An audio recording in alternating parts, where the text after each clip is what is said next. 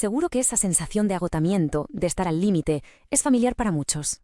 Pero, ¿y si no fuera solo estrés? ¿Y si, en realidad, fuera una señal? Una señal de que la historia que estamos viviendo, pues ya no es la nuestra. Venga, vamos a meternos de lleno en esto. Y para empezar, hay una historia que es potentísima de verdad, sobre cómo eso que nos contamos por dentro, cómo esas narrativas, no es que solo describan nuestra vida, es que la construyen, la moldean activamente.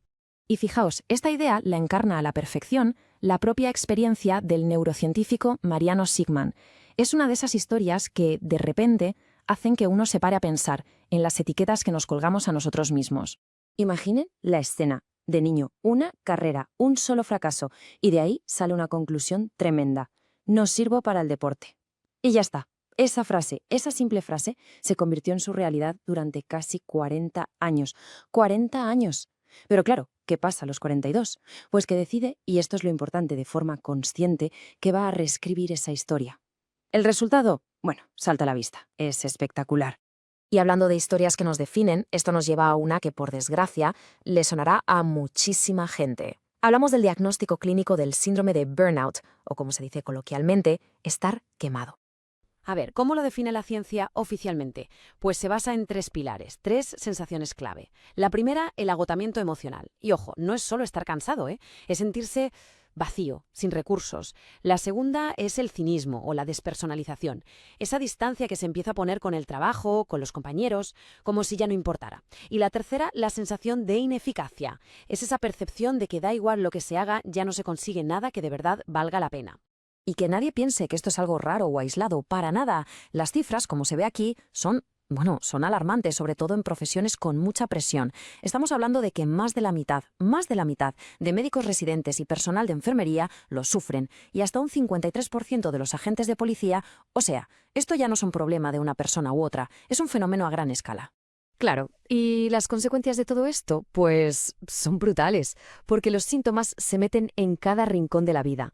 Afectan a la salud física, ¿no? Con cosas como fatiga crónica, insomnio, dolores de cabeza, pero también a las relaciones, a la vida social y, por supuesto, a la salud mental, donde puede aparecer la ansiedad o incluso la depresión. Vale, hasta aquí la parte clínica.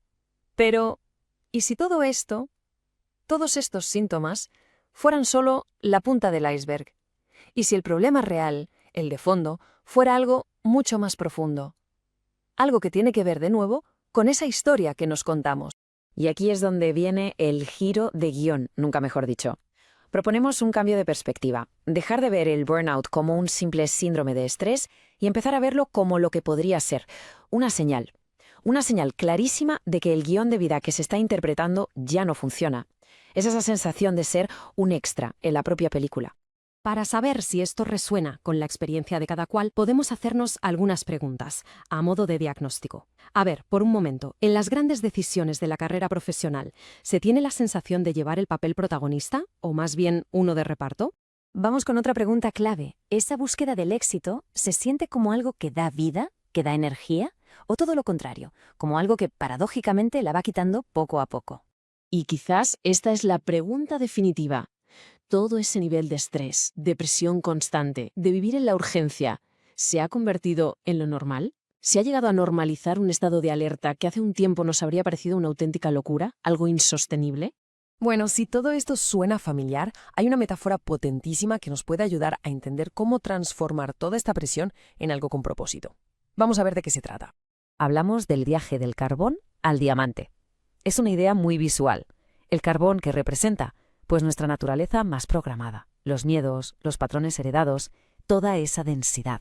¿Y el diamante? El diamante es otra cosa.